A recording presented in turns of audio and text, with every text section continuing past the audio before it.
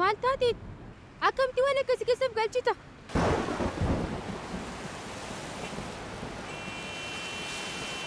Maal ta'uu as dhufte?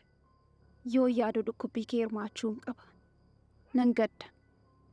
Waan hundumaa hojii kee, qabeenya kee hunda, mana kee, jaarsa kee, keessumaa keessatti immoo sadarkaa jirturraa gadi buutee maqaa fi kabaja kee al takkaan dhabuun ulfaataadha. Innoo xiqqaannaan ammoo iccitii biyyi beeku ta'uu isaatiin ammoo gaddeera. Narraa ba'i. Roomaan tasgabbaa'i. Ani bar kan hin dhufe. Madaa koo tuttuquufi. Utuun taane ta'e bakka isin jirtanitti ani mataan koo hin dhufan ture. Maaloo Abeel, haadha kee qofaatti dhiistee isaanitti makamtee deemuu hin qabdu. Atis yoo gantii naman ta'an. Callisati. Maakiin dhugaa isheeti. Yoo si jala callisan bakka kee irraanfatta. Abeel, murtoo sirriidha kan murteessite. Gara yaada keetti deebi'uu keef baay'ee gammadeera.